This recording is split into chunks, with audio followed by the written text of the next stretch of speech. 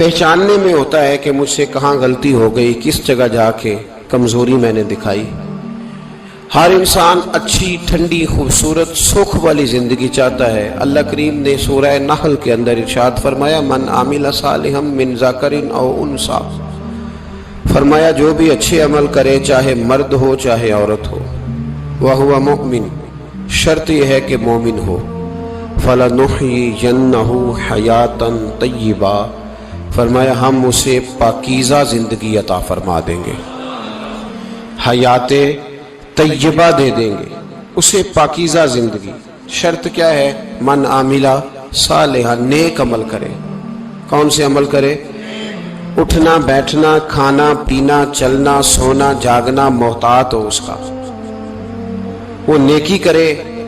قرآن پاک کے لفظوں کے حسن پر غور فرمائیے گا، فرمایا فَلَنُحْيِيَنَّهُ حَيَاةً طَيِّبَةً، ہم ضرور اسے پاکیزہ زندگی عطا فرما دیں گے، صاف ستھری زندگی، معیاری زندگی، خوبصورت شب و روز، آئیڈیل زندگی جس کو لوگ کہیں گے، وہ والی زندگی اسے دیں گے۔ اور دوسرے مقام پر سورہ طٰہٰ کی آیت نمبر 124 میں فرمایا وَمَنْ أَعْرَضَ عَنْ ذِكْرِی، جو ہمارے ذکر سے منہ پھیرے گا، جو ہمارا کھا کے چہرہ کسی اور طرف کرے گا، جو چلے گا ہماری زمین پر لیکن توجہ کسی اور طرف ہوگی، آسمان کی چھت ہماری بنائی ہوئی لیکن اس کے خیالات کہیں اور ہوں گے، فَإِنَّ لَهُ مَعِيشَةً ضَنْكًا، فرمایا ہم اسے تنگ زندگانی عطا کر دیں گے، اس کی زندگی تنگ ہو جائے گی، اس کی معیشت تنگ ہو جائے گی۔ گناہ زندگی کو تنگ کر دیتے ہیں، نیکی زندگی میں آسانی پیدا کرتی ہے۔ آپ کو اگر زندگی میں سکون چاہیے ہو تو آپ کسی غریب کی خدمت کر کے دیکھیں، اللہ کتنا سکون عطا کرتا ہے۔ آپ بڑے پاورفل بھی ہیں، بڑے طاقتور بھی ہیں اور بڑے باوقار بھی ہیں، لیکن کسی کو گالی دے کے آپ کا دل کبھی ٹھنڈا نہیں ہوگا، تکلیف ہوگی، اس کے اندر آزمائش ہوگی۔ ڈاکٹر ریسرچ کرتے ہیں، ڈاکٹر وہ کہتے ہیں گناہ کرنے سے آدمی جسمانی طور پر کمزور ہوتا ہے،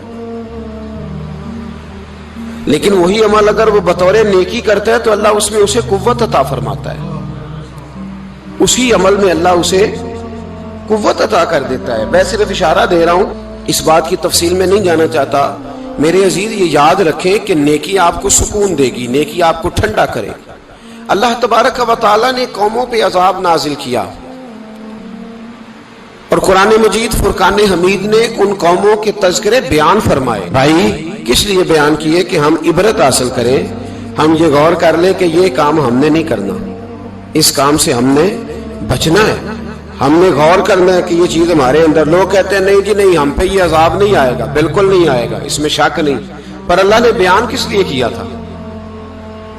بیان کیا قرآن مجید معاذ اللہ کسی ایسی چیز کا بیان کرتا ہے جس کی ضرورت نہ ہو؟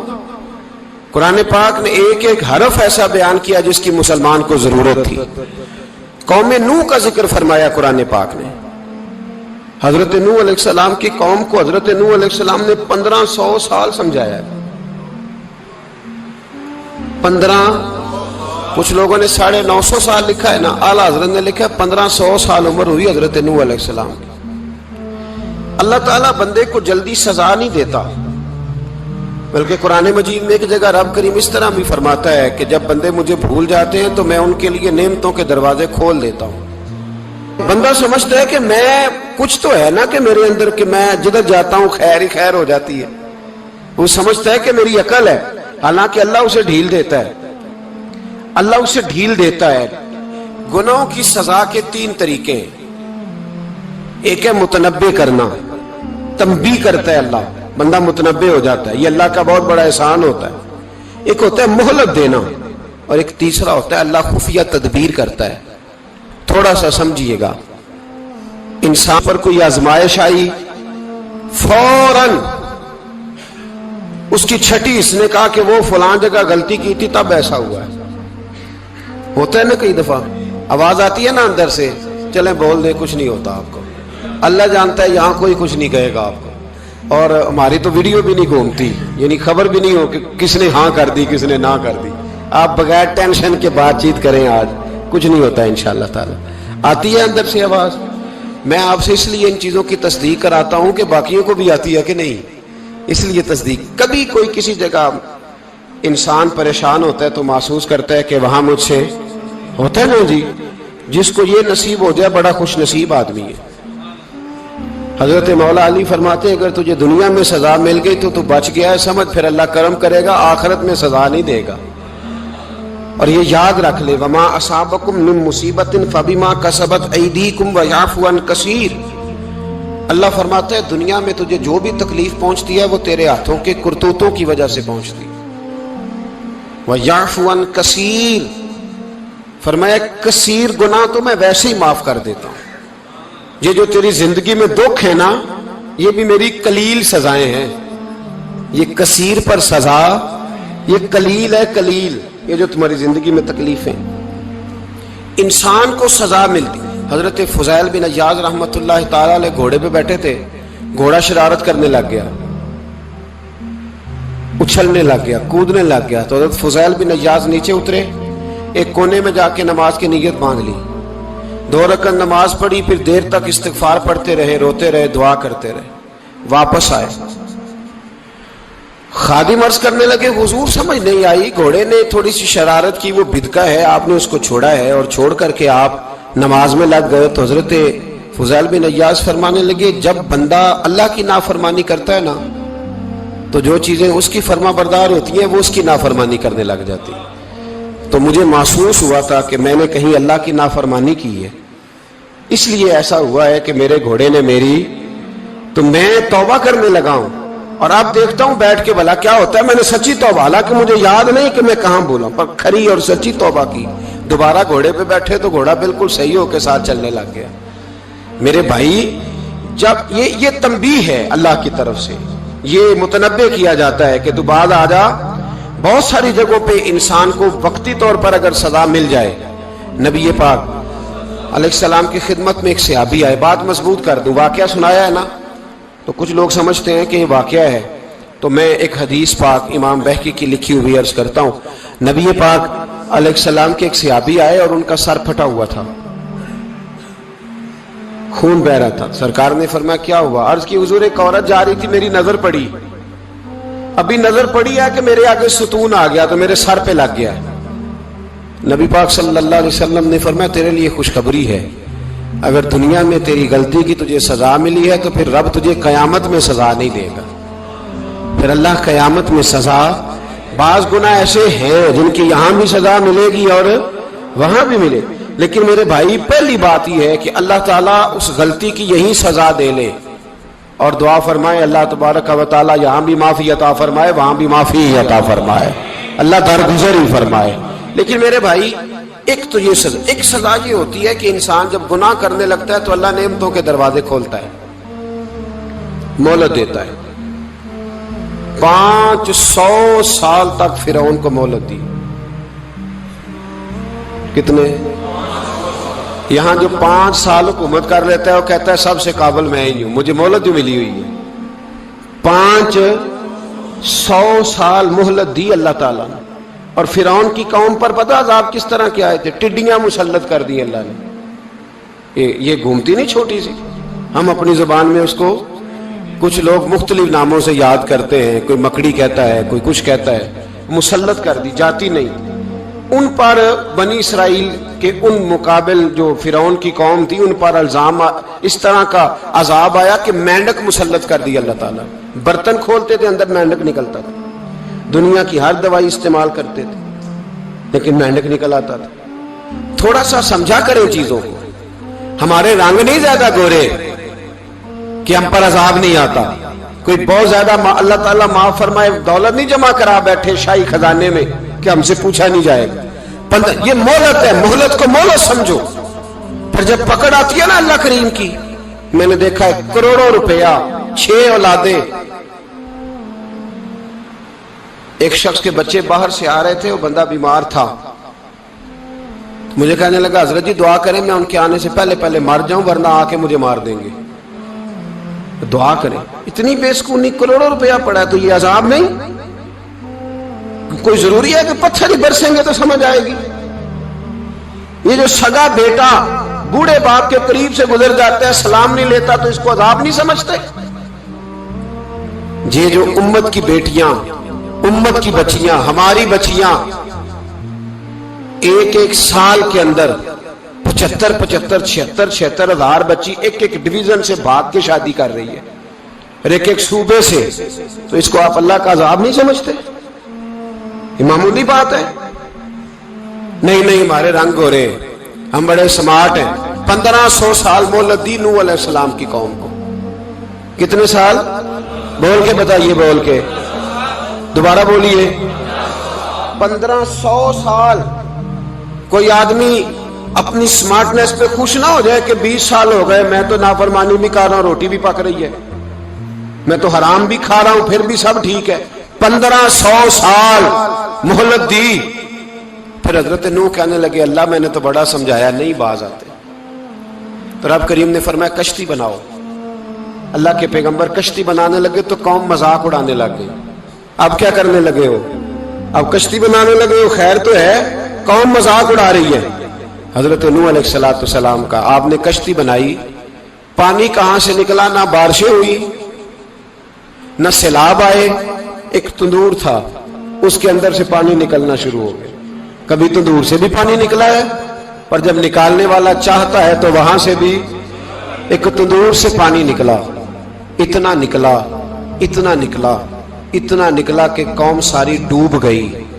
कुरान मजीद के सफहात शहादत देंगे कि हजरत नूह की कौम का बच्चा बच्चा बह गया, बचे सिर्फ वो थे जो हजरत नूह के साथ हो गए, तबाह हो गई। अल्लाह बेनियाज है, बेनियाज।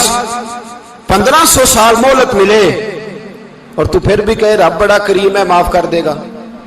1500 साल तुझे गुंजाइश दे और तू कहे कोई नहीं, बात माफी मिलनी चाहिए अभी भी।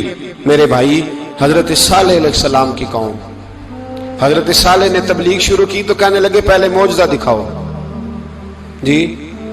आज तो नहीं लोग मौजज़े मांगते, आज भी लोग करामते और मौजज़े, अल्लाह माफ करे, जो चीजें मौजज़ा तो हो नहीं ना सकता, लेकिन आज भी लोग, आप यकीन करें, कहते हैं ये बड़ी नमाजें पढ़ता है तो फिर बख्शा क्यों नहीं गया, फिर क्यों नहीं मन्नो सलवा क्यों नहीं उतरा इस पर, फिर मैं भी उसी तरह ही हूं, क्या इसके अंदर खूबी आ गई? मौलवी भी वैसे ही है, सूफी भी वैसे ही है, लोग मांग नहीं रहे, लोग दलीलें मांग नहीं रहे, अभी भी लोग बहस नहीं करते। क्या फर्क आ गया जी? वैसे ही है सारे। अल्लाह ताला से डरना चाहिए। हमें सामने वाले की तरफ देखकर सही होने का हुक्म नहीं है, हमें अपनी इस्लाह का हुक्म है, अपनी तरफ देख के अपने आप को ठीक करने का। इल्जाम लगा के गुजर जाना, इसका कोई मतलब? सुनो और याद रखो। हजरत सालेह अलैहिस्सलाम से कहने लगे पहले मौजज़ा दिखाएं, तो हजरत सालेह अलैहिस्सलाम ने फरमाया ऊंट कहां से पैदा होते हैं? कहा ऊंटनी के बतन से। फरमाया आओ मैं तुम्हें पहाड़ के अंदर से ऊंटनी पैदा करके दिखाता हूं। कहां से? पहाड़ के अंदर से। हजरत नूह साथ लेके गए तो पहाड़ के अंदर से ऊंटनी निकली, और ऊंटनी भी गाभन थी, उसके पेट में बच्चा, और ऊंटनी इतना दूध देती थी कि सारी बस्ती दूध पी जाती थी, फिर भी दूध बच जाया करता था। लेकिन हजरत नूह अलैहिस्सलाम ने फरमाया तुमने देख तो लिया ये इसे, ये जितना दूध देगी रोटी भी उतनी खाएगी। एक दिन तुम सारे पानी पियोगे, एक दिन ये सारा पानी पिया करेगी। एक दिन तुम सारे बाकी जानवरों को घास खिलाओगे, एक दिन ये ऊंटनी, और ऊंटनी का नाम क्या? नाकत अल्लाह, अल्लाह की ऊंटनी। किसकी ऊंटनी? नाम क्या है? अल्लाह की। ये अल्लाह की ऊंटनी है। तो हजरत नूह अलैहिस्सलाम की ऊंटनी फरमाया इसकी बेअदबी ना करना। बाज नहीं आए लोग, बाज नहीं आए, कहने लगे जी दूध देना तो ठीक है, पर ये जो सारा पानी पी जाती है ना, ये सही नहीं, ये जो सारी घास खा जाती है ये नहीं ठीक, दूध देना तो ठीक है पर ये नहीं सही। आपने फरमाया इसे कुछ ना कहना, अल्लाह की ऊंटनी है। मैं कहा करता हूं उन लोगों ने नाकातुल्लाह की बेअदबी की, हजरत नूह अलैहिस्सलाम की ऊंटनी की टांगे काट दी, सालेह अलैहिस्सलाम की। और देखो अल्लाह बड़ा बेनियाज है, अगर पैदा करना जानता है तो हिफाजत करनी नहीं जानता। लेकिन रब करीम ने फरमाया ना करना। उन्होंने उनके पैर काट दिए, कानों पे छुरियां लगाई। ऊंटनी जब मर गई اونٹنی اللہ تبارک و تعالیٰ کی وہ اونٹنی جب مر گئی تو حضرت صالح علیہ السلام کی قوم پر رب کریم نے زلزلہ بھیجا. اذا زلزلت الارض زلزالہا، جب زلزلے آئیں گے اور جب ان کا زلزلہ آنا زلزلہ آتا ہے نا، کیا کرتی ہے قوم؟ لا الہ الا اللہ، لا الہ الا اللہ، کلمے جاری ہو جاتے. بلکہ ایک دفعہ ایسا بھی ہوا کہ مسجدوں میں اعلان ہونے لگے زلزلہ آ رہا ہے. جو فجر کے لیے نہیں اٹھے زلزلے کے لیے وہ بھی اٹھ گئے. جن کا دعویٰ ہے نا میری سویرے آنکھ نہیں کھلتی، ان کی لگی نہیں کتنے گھنٹے، بعد میں بھی نہیں لگی. ٹی وی پہ اعلان ہوتے رہے کوئی نہیں آ رہا، سو جاؤ چپ کر کے. لیکن آنکھ لگی. موت سے تو ڈرتا ہے، اللہ سے ڈرتا ہی نہیں. موت کا خوف ہے، رب کا نہیں. زلزلہ آیا، ساری قوم تباہ ہو گئی.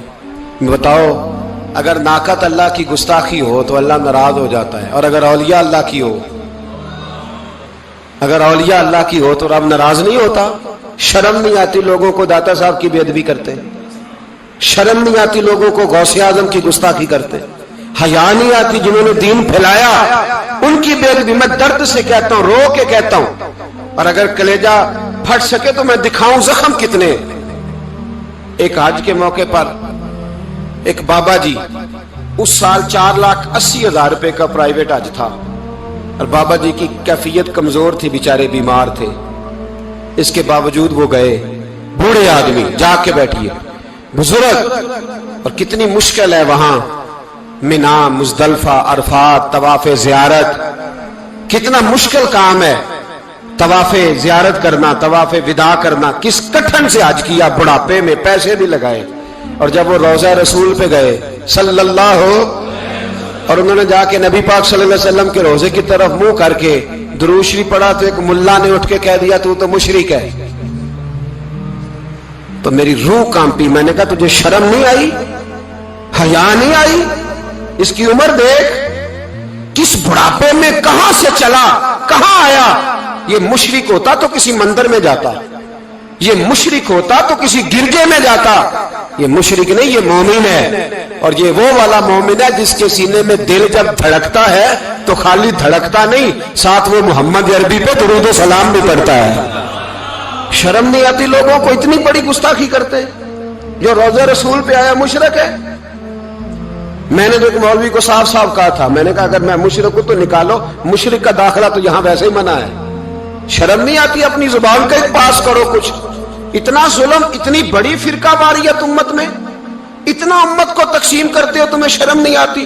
جہاں سے اتحاد کا پیغام دینا چاہیے وہاں سے تم لوگوں کو فرقے کا پیغام دیتے ہو، ایک مقصود فرقے کی تبلیغ کرتے ہو. خدا را، تو میں کہہ رہا ہوں ناقت اللہ کی بے ادبی پہ عذاب آتا ہے تو اولیاء اللہ کی بے ادبی پہ نہیں آتا. داتا صاحب ساری دن کی تبلیغ کرتے رہے، ایک آدمی نے اٹھ کے کہہ دیا جناب وہ تو شرک کا اڈا ہے، تو رب کریم ناراض نہیں ہوتا ان باتوں سے؟ ہمیں خیال کرنا چاہیے، اللہ سے ڈرنا چاہیے. ان چیزوں سے عذاب آتا ہے اور آ رہا ہے. اللہ تعالی ہمیں محفوظ فرمائے. اللہ ہمیں اس سے، قوم لوط پہ بھی عذاب آیا.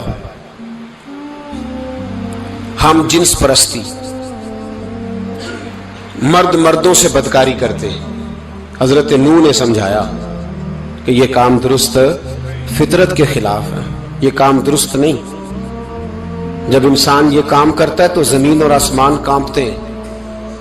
اب میں کیسے کھول کے بتاؤں؟ میرے پاس اعداد و شمار ہیں کہ پاکستان کے اندر اس کام کی کیفیت کیا ہے اور کس طرح کر کے لوگ، میں تو رونا روتا رہتا ہوں داڑھی کا. لوگ کئی دفعہ کہتے ہیں حضرت صاحب پہلے بھی آئے تھے تو داڑھی کی بات، پھر بھی آئے تو داڑھی کی بات. تو میں رونا روتا ہوں، اس لیے روتا ہوں کہ جو کلین شیو نوجوان ہوتا ہے وہ امرد کے حکم میں ہے، اس پر وہی حکم لگتا ہے جو عورت پہ لگتا ہے. اس کے ساتھ مرد کا اٹھنا بیٹھنا اسی طرح ناجائز ہے جس طرح عورت کے ساتھ. حضرت جنید بغدادی رحمت اللہ تعالی علیہ کے سامنے ایک شخص نے کہا وہ کتنا خوبصورت نوجوان جا رہا ہے، تو آپ فرمانے لگے تو حافظ قرآن نہیں؟ کہا ہاں. فرمانے لگے جا اپنے حفظ کی خیر منا. وہ شخص کہتا ہے میں نے اس بغیر داڑھی والے کلین شیو نوجوان کو بری نظر سے دیکھا، مجھے قرآن پاک ہی بھول گیا، سارا قرآن پاک بھول گیا. اور کتنے سال میں دعائیں کرتا رہا، بیت اللہ کے طواف کرتا رہا، میں یاد بھی کرتا تو نہیں ہوتا. کیسے؟ اب تو ہمارا نعت کہاں بیوٹی پارلر سے ہو کے آتا ہے. ہم کسی اور کو کیا پیغام دیں؟ وہ پیغام، وہ نظام، وہ طریقہ کار جس کا حکم تھا شریعت میں. قوم لوط پر عذاب آیا. صحیح بیٹھتے ہوں گے بچے جو موٹر سائیکلوں پہ بیٹھتے ہیں. میں نے گجرانوالہ کی سڑکوں پہ بچوں کو نوجوانوں کو جو تماشے کرتے سرے عام دیکھا ہے تو مجھے ڈر لگتا ہے.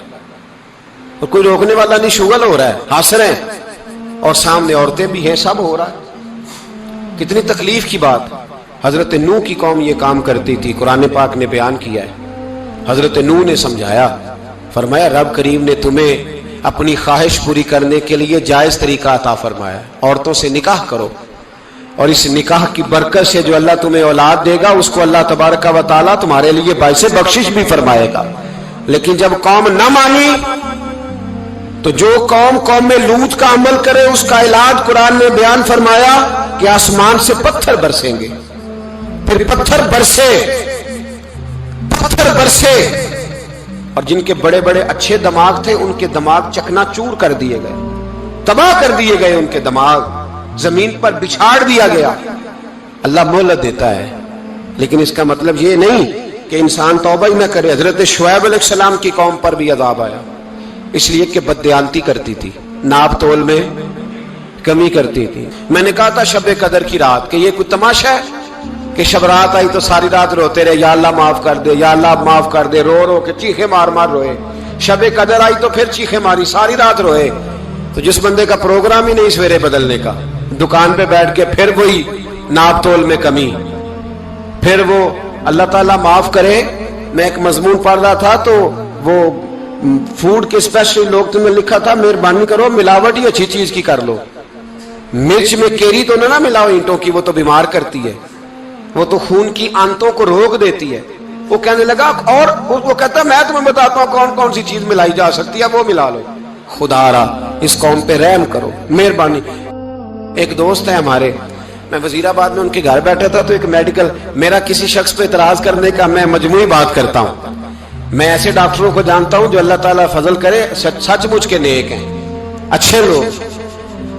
تو بچے کا میڈیکل سٹور ہے, تو والد بیمار ہو گیا, تو کہتا ہے ابا جی ڈاکٹر صاحب نے کہا آپ کو ڈریپ لگنی ہے. تو سگے باپ کو ڈریپ لگانے لگا تو باپ کیا کہتا ہے پتر تیری مہربانی, مینو کوئی اصلی لائی, وہ نہ لائی جڑی لوکاں نو لانا ہے. اب وہ پیار سے سنا رہا ہے بات. میں نے اسے کہا کہ یہ تو ڈوب مرنے کا مقام ہے نا, ڈوب مرنے کا مقام, کہ جس ملک کے اندر دوائی بھی صحیح نہ بکے, اصلی نہ ملے دوائی بھی, اور پھر وہ قوم کہے کہ ہم نے تو پورے روزے رکھے, ہم نے تو بڑا صدقہ اور خیرات کیا, دوائی بھی اصل نہ ملے. جناب شعیب علیہ السلام کی قوم ناپ تول میں کمی کرتی تھی, تو اللہ تبارک و تعالیٰ نے ان پر بتا عذاب کس طرح کا بھیجا. شدید گرمی ہوئی, اللہ ہمیں محفوظ فرمائے. سارے آمین کہہ دیا. دیکھیں کتنا اچھا موسم کر دیا رب کریم, اللہ ہمیں محفوظ فرمائے, اللہ رحمت فرمائے. شدید گرمی کی لہر آئی, باہر اتنی گرمی ہوئی کہ لوگ اپنے گھروں میں گھس گئے. جس طرح سورج کی شعائیں گھروں کے اندر داخل ہو جاتی ہے, اس طرح گرمی کی لہر اندر داخل ہوئی. اور جس طرح کسی کو آگ لگ جائے تو وہ آدمی اچھلتا کودتا ہے نا, اس طرح یہ لوگ اچھلنے لگے اور اچھل کود کے مر گئے. جرم کیا تھا؟ ناپ تول میں کمی کرتے. حضرت داؤد کی قوم بھی تباہ ہوئی. جرم کیا تھا؟ ہفتے والے دن مچھلیاں نہیں پکڑنی تو یہ پکڑتے تھے. حکم ہے نا مسلمان کو نماز کے ٹائم کوئی اور کام نہیں کرنا, نماز پڑھنی ہے. میرا خیال ہے مسلمان تو فٹافٹ آ جاتے ہیں, سارے پہنچ جاتے ہیں نا مسجدوں میں. ہلکا ہلکا بول رہے ہیں آپ, کیوں نہیں پہنچتے؟ اگر حضرت سیدنا, اور پتہ انہیں سزا کیا ملی؟ اللہ نے فرمایا اس ٹائم عبادت کرنی ہے, کام نہیں کرنا, وقت نہیں ہے کام کا. انہوں نے مچھلیاں پکڑی, 12,000 لوگ تھے. پتہ ہے مالک نے سزا کیا دی؟ بندر بنا دیا. اللہ کریم قرآن مجید کا پہلا سپارہ پڑھے, فَجَعَلْنَاهَا نَكَالًا لِمَا بَيْنَ يَدَيْهَا وَمَا خَلْفَهَا. اللہ فرماتے ہیں پچھلوں کے لیے بھی عبرت بنا دیا, بعد والوں کے لیے بھی عبرت, نشان عبرت بنا دیا.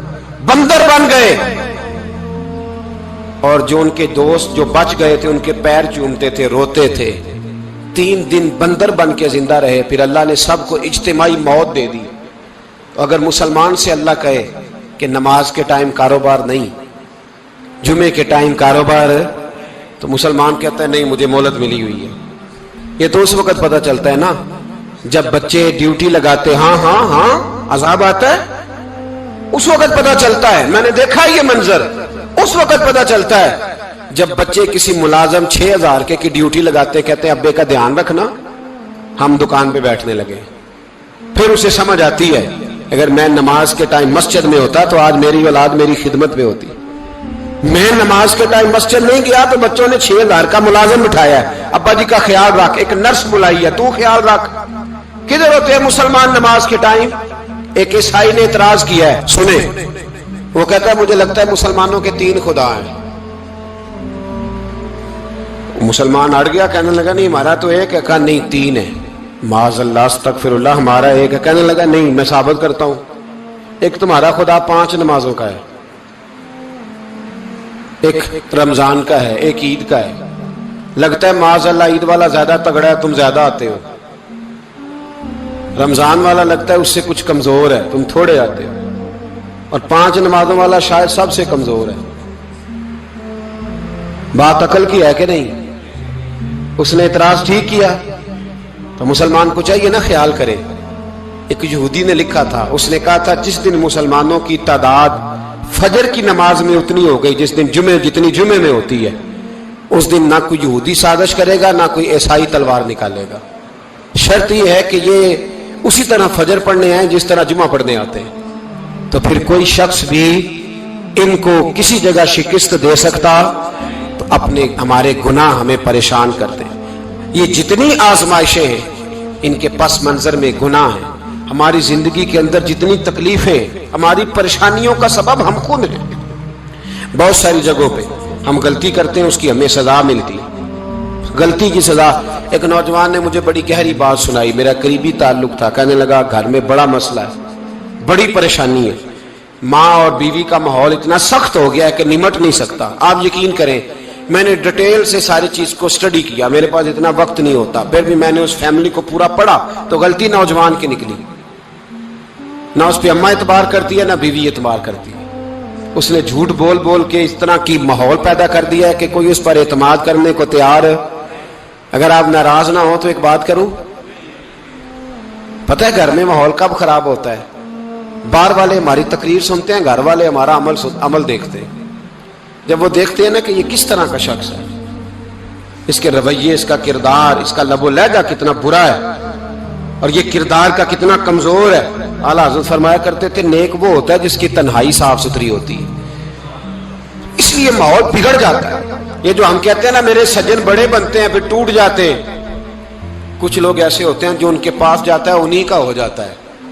وہ کہیں اور کے قابل کیوں بھلا؟ اس لیے کہ ان کے کردار میں ٹھنڈک دیکھتا ہے، ان کے لب و لہجے میں مٹھاس دیکھتا ہے، اس شخص میں اتنی خوبصورتی دیکھتا ہے کہ اسی کا بن جاتا ہے. حضرت ابراہیم بن ادم کے پاس ایک نوجوان آیا، کہنے لگا میں گناہ کرنا چاہتا ہوں. فرمانے لگا بالکل کر، اللہ کا دیا ہوا رزق کھانا چھوڑ دے اور گناہ کر. کہنے لگا یہ نہیں ہو سکتا. فرمانے لگے چل پھر اس طرح کر، رب کی زمین پہ نہ رہ، کسی اور کی زمین پہ چلا جا. کہنے لگا یہ بھی نہیں ہو سکتا. فرمانے لگے چل اللہ کی چھت سے نکل جا. کہنے لگا یہ بھی نہیں ہو سکتا. تو آپ رو پڑے. فرمانے لگے پھر جناب اسرائیل جب آئیں تو ان سے کہنا مجھے 2-3 سال کی مہلت دے دے، پچھلی میری گناہوں میں گزر گئی، میں ذرا 3 سال عبادت کر لوں. تو وہ شخص بھی رونے لگا، کہنے لگا حضور وہ مہلت نہیں دیتے، وہ جب لینے آتے ہیں تو پھر لے کے اللہ تعالیٰ نے جب انسان بنانا چاہا نا تو جناب جبریل کو کہا مٹی لے کے آ زمین سے. حضرت جبریل نے مٹی پہ ہاتھ ڈالا تو باقی کی مٹی رونے لگ گئی، اسے جدا نہ کر. تو جناب جبریل چھوڑ کے چلے گئے. حضرت میکائیل کو بھیجا مٹی لا، مٹی پہ ہاتھ ڈالا تو باقی کی مٹی رونے لگ گئی، چھوڑ کے چلے گئے. جناب اسرائیل کو بھیجا، مٹی پہ ہاتھ ڈالا تو باقی کی رونے لگ گئی، چھوڑ کے نہ جاؤ. تو حضرت اسرائیل فرمانے لگے تیرا رونا دیکھو کہ رب کا حکم دیکھو. وہ لے گئے. جب پیش کی تو رب کریم نے فرمایا اسرائیل جان نکالنے کی ڈیوٹی بھی تیری، تو مٹی کو لے آنا، باقی مٹی روتی بھی رہے تو روتی رہے. جب میرا فیصلہ آ جائے تو پھر اس میں کوئی گنجائش، ہم کھاتے بھی اللہ کا ہیں، نافرمانی بھی اس کی کرتے، زمین پہ بھی اس کی چلتے ہیں، نافرمانی بھی اس کی کرتے، حکم کسی اور کا مانتے، چھت پہ رب کریم کی رہتے. اس طرح نظام نہیں چلتا. میرے بھائی یاد رکھ لو، गुनाहों की सजा मिलेगी, जिंदगी तंग हो जाए, यहां भी आजमाइश होगी और वहां भी। मैंने दर्स पे कहा था, फिर बात कहता हूं, ये मैं अपने लिए कह रहा हूं, तवज्जो है मेरी बात पर।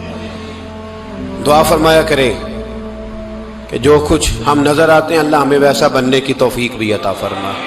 अल्लाह वैसा बनने की, ये मुश्किल मामला है, मुश्किल। देखिए ना, एक आदमी सियासतदान है, उसने बड़े अच्छे नारे लगाए, इनकलाब आ जाएगा, मैं गरीब का भला कर दूंगा, मैं यतीमों के सर पे हाथ रखूंगा, मैं मजबूरों की मदद करूंगा, मैं दुखियों की मदद करूंगा, मजदूरों को। उसने अच्छे अच्छे नारे सिखाए, अच्छा अच्छा उसने पैगाम दिया। अंदर उसके ये था कि इक्तदार मिलेगा तो मर्जी करूंगा। लोग उसके गिर्द भी गए, उसकी गाड़ी के पीछे भी भागे, लोगों ने उसके नारे भी लगवाए, जेब से पैसे लगा के उसके पोस्टर भी शाया किए, लोग उसके गर्विदा हो गए।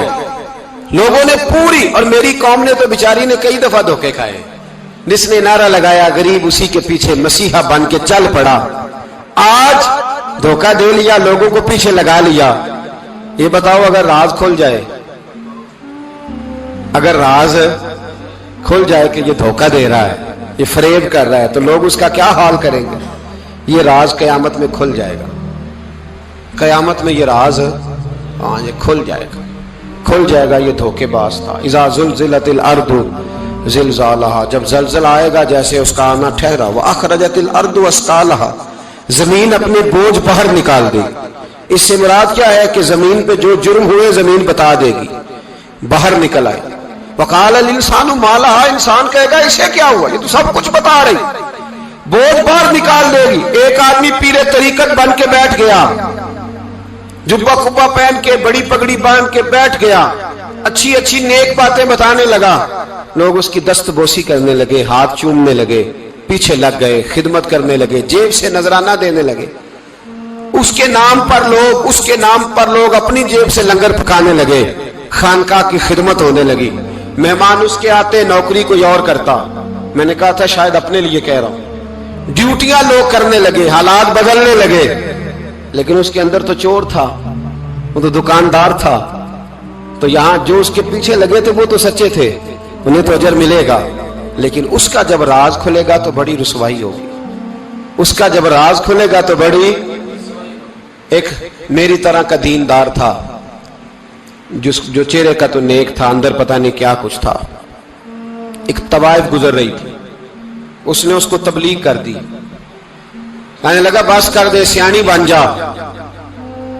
तो किसी दानिश्वर में लिखा है, उसने बड़ा सख्त जवाब दिया उस औरत ने। कहने लगी बाबा, मैं तो जो हूं वो नजर भी आ रही हूं, तू बता जो तू नजर आता है वो तू है कि नहीं।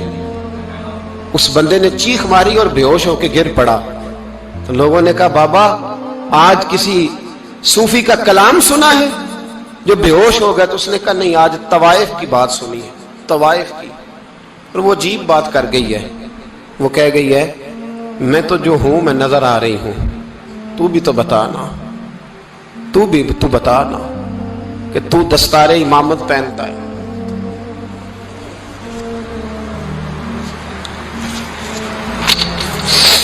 तू बता, तू जो कहलाता है तू वो है कि नहीं। ये वकाल अल इंसानु मा लहा, ये राज कयामत में खुलेगा। हम जो कुछ बता रहे हैं ना अपनी जुबानों से, हमें अपने गुनाहों का एहसास होना चाहिए। ऐसा ना हो कि जब सजा मिले तो फिर इस तरह की मिले कि दोबारा किसी को कोई मुंह दिखाने के काबिल न रहे। मेरे भाई याद रखें और समझें, गुनाह इंसान की जिंदगी को तंग करते हैं। मेरे नबी पाक अलैहिस्सलाम ने फरमाया, जब तू झूठ बोलता है तो तेरे फरिश्ते किरामन कातिबीन साइड पे होके खड़े हो जाते हैं। जब तू जिना करता है तो तेरे अंदर से ईमान निकल जाता है। और नबी पाक अलैहिस्सलाम ने फरमाया, जब मेरी कौम में नाइंसाफी आम हो जाएगी तो कत्ल भी आम हो जाएगा। और सुन लो, लिख लेना ये हदीस दिल की तख्ती पर। नबी पाक अलैहिस्सलाम ने फरमाया, जब मेरी कौम में बेहयाई और बदकारी आम हो जाएगी तो दो सजाएं अल्लाह देगा।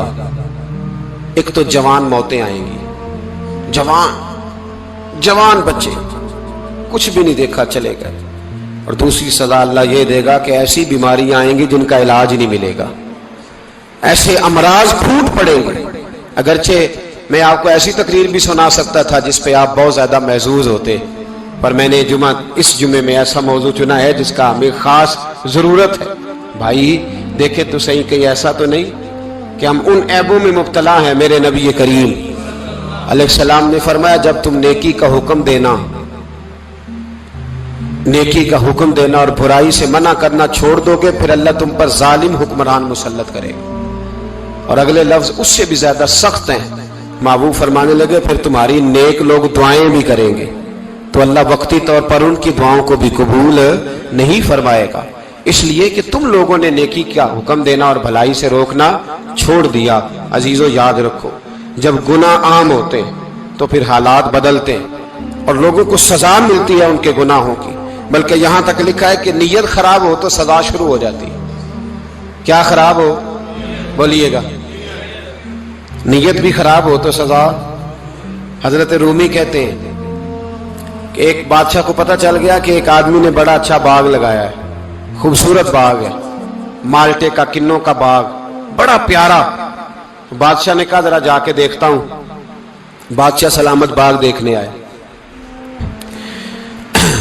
تو اب وہ مزدور آدمی تھا، عام آدمی تھا جس نے باغ لگایا، کسان تھا، اس کو کہا کہ چند کنوں توڑ کے لایا تو بڑے پیارے لگے۔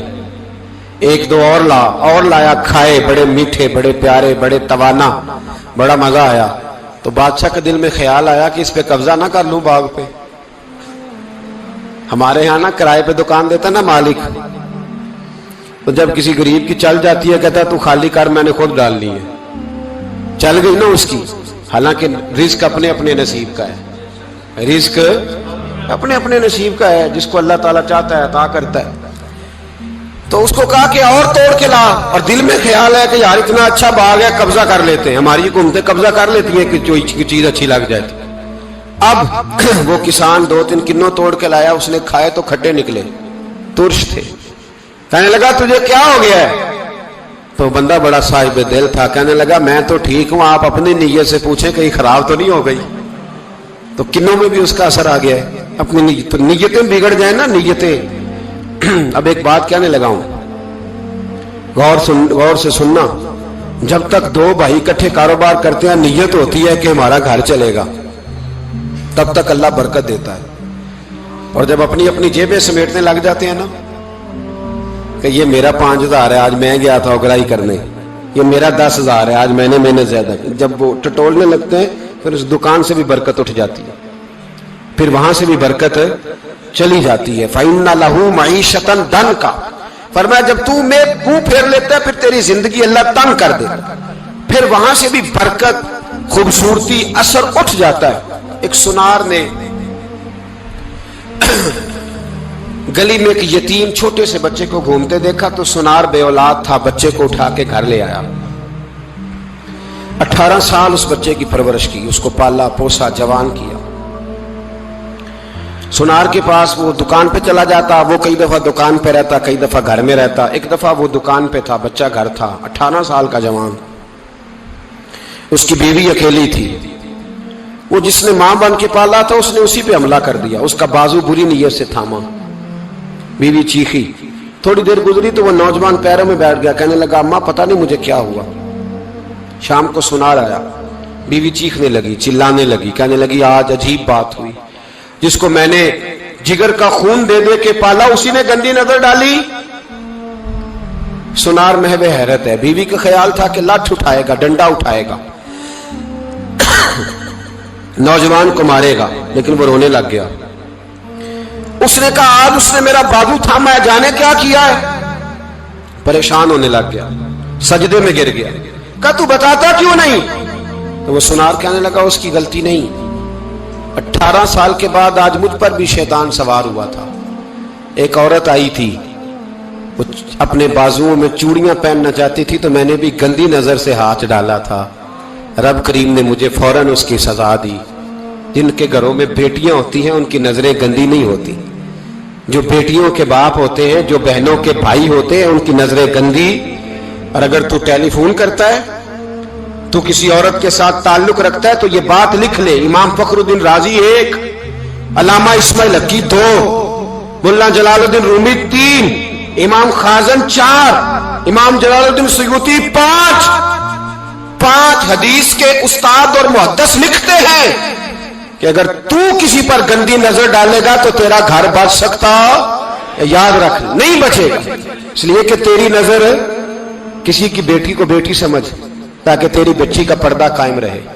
किसी की बहन को, ये क्या बात हुई कि तू जितना मर्जी गंद मुआशरे में फैलाता रहे तेरा घर बचा रहे, ये कैसे हो सकता है? फइन्ना लहू मईशतन दंका, अल्लाह फरमाते हैं जिंदगी तंग हो जाएगी तेरे लिए मुश्किल, तू ढूंढता फिरेगा कि मैं मरने को जगह तलाश करूं। सच्ची तौबा करें, खरी तौबा करें।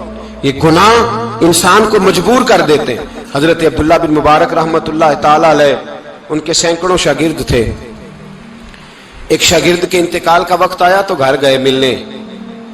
आप कहते हैं मैंने जोर लगा लिया पर उसकी जुबान पर कलमा जारी नहीं हुआ। मैं उसे कहता कलमा पढ़, पर उसकी जुबान पर जारी।